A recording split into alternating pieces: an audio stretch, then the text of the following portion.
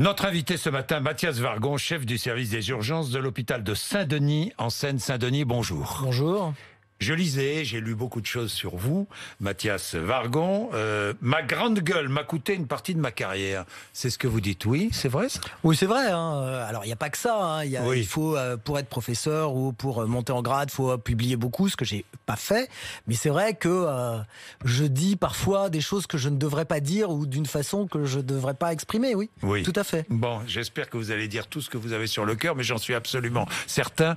Vous êtes en pointe, évidemment, à Saint-Denis. Les urgences, vous imaginez, les urgences, hôpital de Saint-Denis. En Île-de-France, le nombre de cas est plus élevé qu'espéré, disait hier le Premier ministre. Vous l'avez constaté. Il est plus élevé qu'espéré ou pas? Je ne sais pas ce que ça veut dire espérer, en fait. Et oui, en fait, c'est la baisse du nombre de cas qui va pas aussi vite que ce qu'on espérait. Oui. Mais pourquoi? D'abord parce que probablement que les patients les plus graves sont toujours chez nous.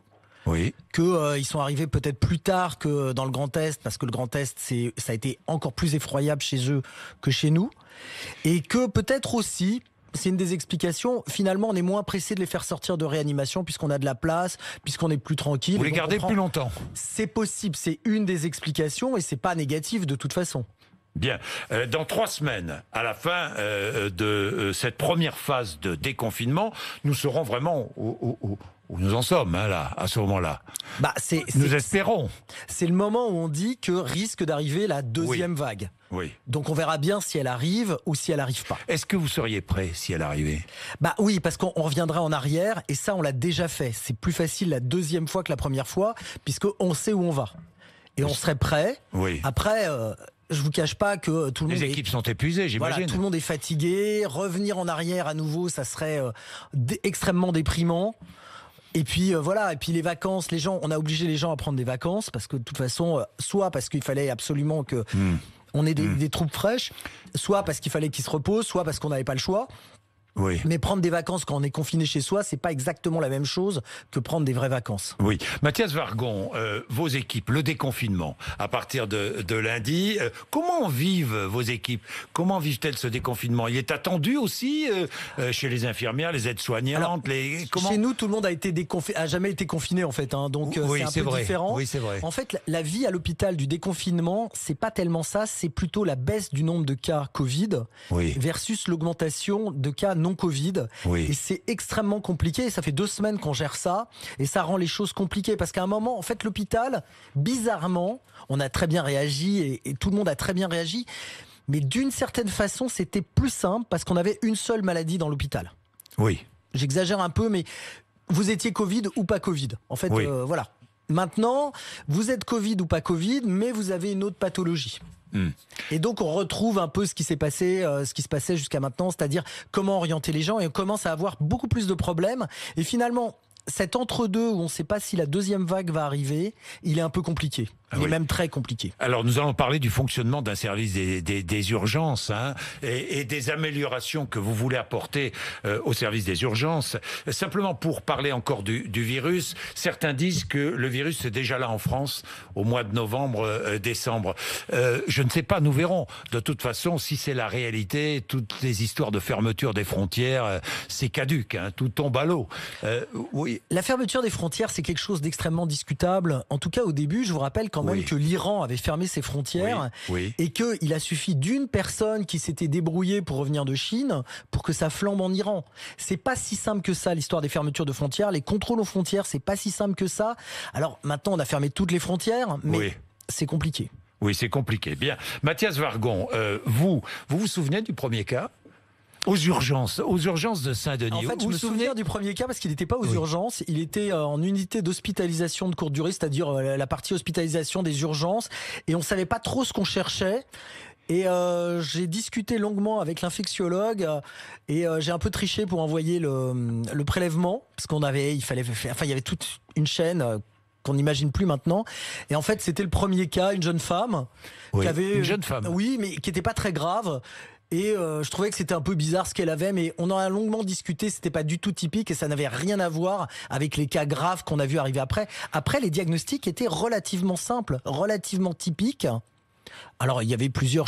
Vous êtes habitué à la maladie, quoi, oui, à cette nouvelle maladie. On recevait des patients qui avaient de la fièvre, qui respiraient très mal. Oui. On leur faisait le scanner très rapidement, hein, parfois dans le quart d'heure après leur arrivée. C'était le plus simple. Jamais j'aurais cru ça avant. Jamais j'aurais cru que c'était possible. On leur faisait le scanner était assez typique et on avait le diagnostic. Oui, oui. Oui. Et ensuite, bon, vous avez vu arriver tous ces patients, le flux de patients, vous l'avez vu monter, ce flux de patients. Ouais, le flux là, monté. Vous êtes aux urgences, il y avait une urgence, plusieurs urgences à la fois. En fait, de façon extrêmement bizarre, on a commencé à faire notre vrai métier. C'est-à-dire recevoir que des patients graves. Oui. Avec parfois des patients à intuber, des patients pour lesquels on a mis plusieurs formes d'aide respiratoire, ce qu'on appelle la ventilation non invasive, un autre terme qui s'appelle la CPAP. Et donc, on a vu arriver que des patients graves, soit Covid, soit plus rarement non Covid. Mais tous les patients non graves, en fait, on s'était organisé pour ne pas les voir. Tout ce qui était chirurgie, on les a jamais reçus.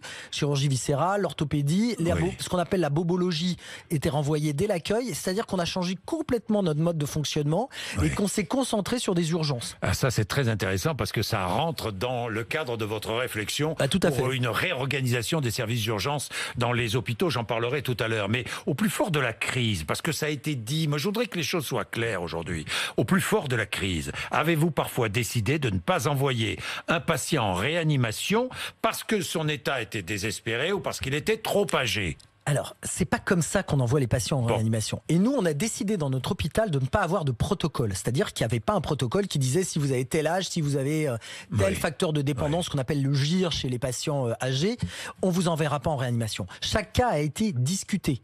Mais encore une fois, alors je sais pas si on avait été vraiment débordé, ce qui serait passé. Je veux pas.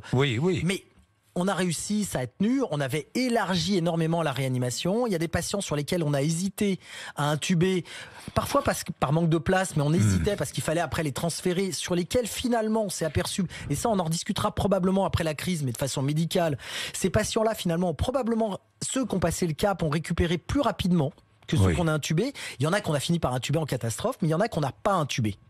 Donc c'est des réflexions à avoir. Est-ce que l'intubation, la ventilation invasive était si bien que ça sur certains cas? On n'en sait rien. Mais toute l'année, je le redis, toute l'année, tous les cas qui vont en réanimation, on les discute. Alors il y en a qu'on discute quasiment pas. 25 ans, une intoxication, on va pas le discuter. Il va en réanimation, il est intubé. Un patient âgé ou un patient fortement dépendant ou un patient avec beaucoup de comorbidités, c'est-à-dire d'autres maladies, oui, on le discute. On le discute. Alors parfois avec le patient, mais c'est assez rare parce qu'en général, il n'est pas en état. Mais on discute avec la famille, on discute avec ses médecins. On ne prend jamais la décision seul, c'est-à-dire il y a au moins le réanimateur et l'urgentiste, mais parfois plus de monde. Donc tous ces patients-là sont discutés. J'ai lu ce matin une phrase sur Twitter d'un neurologue, mais qui la reprenait d'un réanimateur, qui disait en fait, aller en réanimation, c'est traverser une rivière. Et pour traverser une rivière, faut qu'il y ait une berge de l'autre côté. Et je trouvais que cette phrase était bonne parce que en réalité, c'est un peu ça. Il y a des patients qui ne supporteront pas la réanimation. Il y a des patients et les patients âgés, il y a eu des études qui ont montré qu'il n'y avait pas de bénéfice à la réanimation. Et encore une fois, je ne parle pas du Covid. Oui, bien sûr, je comprends.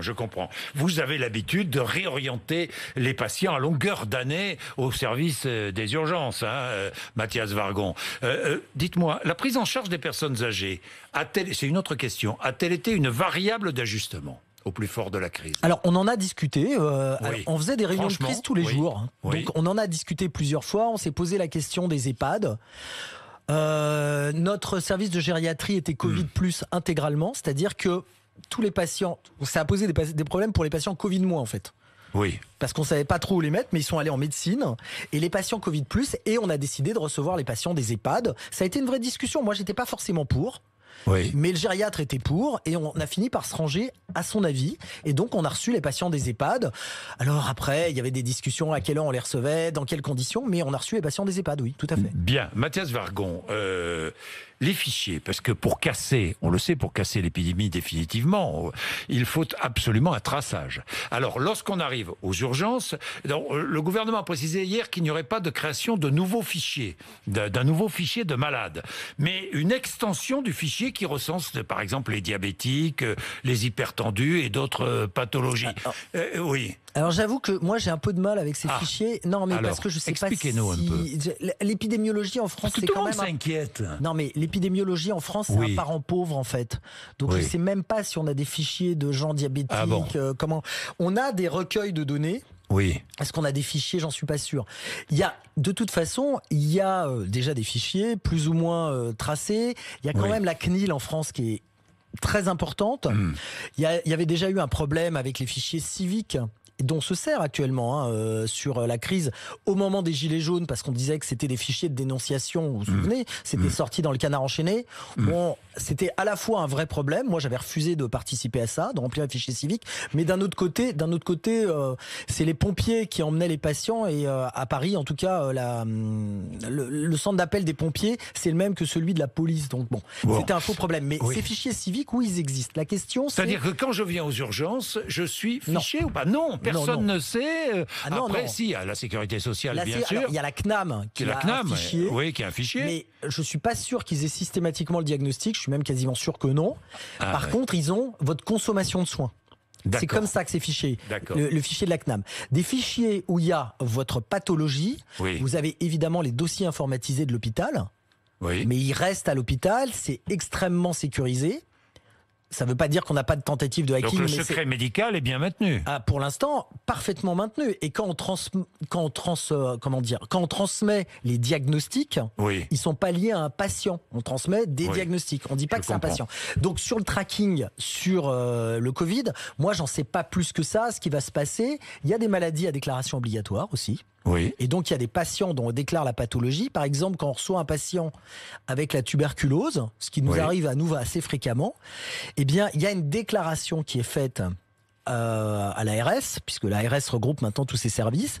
Et l'Agence régionale de santé. Voilà. Alors en général, c'est pas forcément l'ARS d'Île-de-France, ça peut être départemental aussi, et qui elle va déclencher une enquête auprès des proches, parce que la tuberculose, qui est une maladie à déclaration obligatoire, qui est une maladie contagieuse, on va tracer tout le monde. Quand nous, on découvre un cas d'un soignant chez nous qui a la tuberculose, c'est branle-bas de combat, il y a des radios pour tout le monde, les patients qui ont fréquenté ce soignant aussi, c'est une énorme histoire.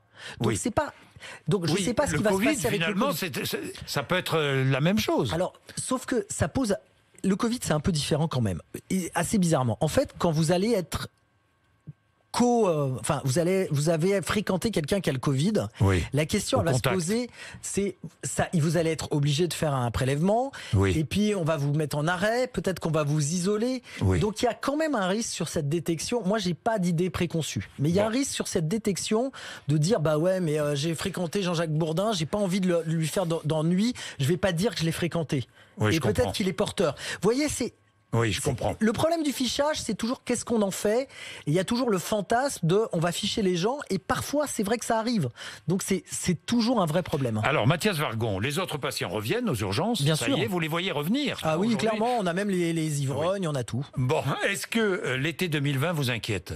Avec des équipes fatiguées, Ouais, l'été c'est toujours inquiétant aux urgences parce qu'on est toujours en manque de personnel, notamment médical, et on est toujours ric-rac sur les équipes. Et là, effectivement, tout le monde est crevé, tout le monde en a marre. Si en plus on peut pas prendre de vacances ou loin, moi je travaille avec beaucoup de médecins étrangers, s'ils peuvent pas rentrer au pays, je vais vous en parler des médecins étrangers. Ça va être dur, quoi. Ça va être dur. Ça va être dur. Urgentiste.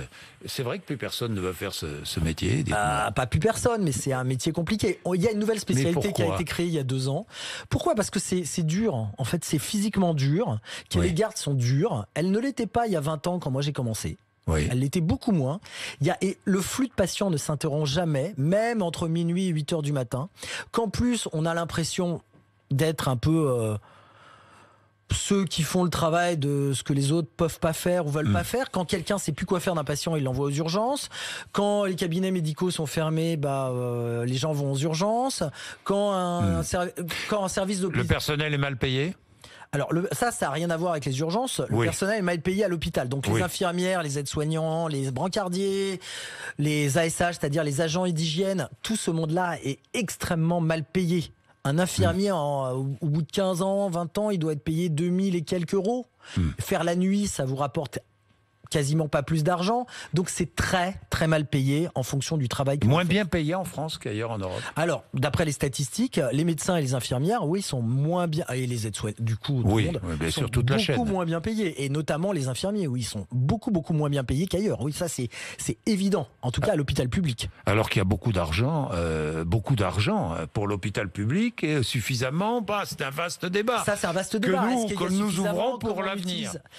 En fait, il y a deux choses. C'est que moi, j'ai regardé un peu, à propos du Covid, j'avais regardé un peu combien on dépensait. Donc, en réalité, on dépense beaucoup de notre PIB. Mais comme on n'a pas un PIB énorme, d'après ce que j'ai compris, mais je suis pas économiste. Déjà, je suis pas virologue et épidémio, mais alors économiste encore moins. Je suis pas économiste, mais en fait, par tête de pipe, par tête d'habitant, c'est moins d'argent quand même. Et puis, il y a comment on dépense l'argent. Moi, j'ai lutté contre le remboursement de l'homéopathie, parce que ça, c'est de l'argent aussi. Enfin, il y a tout ce qu'on rembourse et qui sert à rien, qui n'a pas fait ses preuves. Donc, il y a comment utiliser l'argent, mieux l'utiliser, mieux payer les troupes, et peut-être qu'aussi on l'utilisera mieux aussi si on a une valeur de ce qu'on fait. Alors je vais passer à vos propositions, mais un mot sur les traitements. Pas de traitement aujourd'hui. Aucun traitement n'a démontré son efficacité, et bien sûr pas de vaccin. Aucun traitement actuellement n'a démontré son efficacité. Alors les Hongkongais parlent de traitements antiviraux. Alors, des vrais traitements antiviraux, ceux qu'on utilise en partie pour le sida, ils disent que ça marche, mais moi, j'ai pas vu passer d'article. Encore une fois, la science, ça se fait pas dans les studios de télé, ça se fait pas au Parlement, ça se fait dans des revues où vous envoyez un article, vous avez fait une expérience, vous envoyez un article, alors une étude, il y a des gens qui sont spécialisés, qui relisent cet article, qui regardent s'il y a des biais énormes, si c'est publiable ou pas, et après, c'est publié dans des revues où vous pouvez vous-même relire les articles. Et puis, la science, ça a quelque chose de particulier, c'est que si vous publiez un article et vous avez écrit votre méthodologie, si je refais la même chose chez moi, je dois trouver les mêmes résultats. Bien, Mathias Wargon, je le disais, les médecins étrangers, et pas que les médecins, doivent être mieux payés dans nos hôpitaux. J'en avais déjà parlé et nous nous battrons pour ça aussi, nous vous aiderons, parce que c'est anormal qu'ils ne soient pas payés à leur juste valeur. Mathias Wargon, vos propositions que vous faites avec Philippe Juvin, qui est chef du service des urgences de l'hôpital Georges Pompidou, vous dites qu'il faut imposer un filtre à l'entrée des urgences. Je vais juste revenir sur quelque chose. Philippe Juvin, parce qu'on nous a accusés de faire des propositions de droite. Moi, je suis pas de droite. Philippe Juvin, il est LR, c'est pas un secret puisqu'il est élu. En fait, on est tous les deux chefs. Ce qui nous réunit, c'est qu'on est tous les deux chefs de service des urgences. Donc voilà, c'est des propositions qui sont des propositions pragmatiques et qui sont nées quand même d'un débat, de quelque chose sur WhatsApp où il y a en ce moment. Un des avantages de cette crise, c'est qu'on s'est réunis sur WhatsApp. Il y a tous les chefs de service d'urgence d'Île-de-France sur un fil et où tout le monde voyait revenir l'ancien monde d'il y a 3 mois au galop. Et donc, c'est pour ça qu'on a écrit ça avec Philippe Juvin. Le contexte, c'est ça. Voilà, le contexte. Imposer un filtre à l'entrée des urgences, c'est indispensable. Alors, comment imposer un filtre ? C'est simple. Enfin, c'est simple. On s'adresse d'abord à son médecin traitant, ou on s'adresse au 15, ou avant d'être dirigé vers les urgences. Il y a eu une mission qui a fait un rapport dirigé par le professeur Goldstein, du SAMU de Lille, que tout le monde n'a pas compris de la même façon. Donc déjà, c'est un vrai problème, puisque lui dit que c'est pas un SAMU, mais tous les gens des SAMU ont compris que c'était un SAMU. Donc c'est pas clair. Mais en tout cas, il a proposé un service comme ça, on puisse appeler. Alors après, ça sera qu'on puisse appeler quand on a un problème médical, qui puisse vous orienter, vous dire ça peut attendre demain chez le médecin traitant, il faut aller aux urgences tout de suite, on vous envoie une ambulance ou vous prenez un Doliprane, ce genre de choses. Après, c'est à nous d'être créatifs dans ce service qui était proposé. Il y avait que des médecins, essentiellement des urgentistes. Il y avait ce qu'on appelle des armes, les gens qui répondent au téléphone, au SAMU. Peut-être que c'était pas la bonne solution. Ça manquait d'infirmières, de pratique avancée, un métier qu'on devrait créer en France, qu'on crée qu'à moitié. Enfin, ça manquait de généralistes. Donc tout ça, oui. Mais après, il y a des gens aussi, il va falloir... c'est quelque chose de complexe. C'est pas quelque chose qu'on va mettre en un claquement de doigts, puisqu'il y a tout un tas de gens qui vont aux urgences, soit parce qu'ils n'ont pas de médecin traitant, soit parce qu'il n'y a pas de médecin traitant, soit parce qu'ils n'arrivent pas à trouver un rendez-vous, soit parce qu'ils n'ont pas de papier. Ces gens-là, on peut pas les foutre dehors. C'est bien le problème des urgences. C'est que nous, on les fout pas dehors, mais vous n'allez pas à la boulangerie quand vous n'avez pas de viande. Bien sûr, bien sûr. Et donc, il va falloir organiser tout ça. Oui, vous ne voulez pas voir des patients venir à l'hôpital, passer leurs dernières heures seuls et mourir seuls sur un brancard. Ça, c'est un autre problème. Évidemment qu'il ne faut pas le faire. Il faut que c'est pas... quand on reçoit des patients, et généralement des patients d'EHPAD, mais parfois aussi des patients très malades, comme de cancer, et qu'ils arrivent à l'hôpital à l'arrache, et qu'il n'y a pas de solution derrière pour les mettre soit en soins palliatifs, parce que aller en soins palliatifs c'est long, parfois il faut 24, 48 heures même quand il y a une chambre. Alors en général, je vais vous dire la vérité, évidemment que la plupart d'entre eux ne meurent pas sur un brancard dans un couloir, parce qu'on est humain. Mais ça arrive. Ça arrive rarement. Non, ils meurent, en général ils meurent à l'UHCD dans un lit, mais dans l'unité d'hospitalisation des urgences. Ça, on fait ça très bien. On fait l'accompagnement des mourants, on fait ça très bien. Mais encore une fois, c'est pas notre boulot. On sait pas bien le faire. Enfin, on sait pas bien le faire. On s'est mis à le faire. Et de toute façon, c'est pas comme ça qu'on meurt dignement. Vous demandez des ratios minimaux de personnel, de mètres carrés, de lits disponibles dans l'établissement, de matériel. Est-il vrai, ça sera l'une de mes dernières questions, est-il vrai que dans beaucoup d'hôpitaux, on ne connaît pas le nombre de lits disponibles? Ah oui, dans la quasi-totalité des hôpitaux que je connais, on les connaît, et puis après on s'aperçoit que le lit est plein, ou il est fermé, ou c'était une chambre double qu'on a transformée en chambre seule.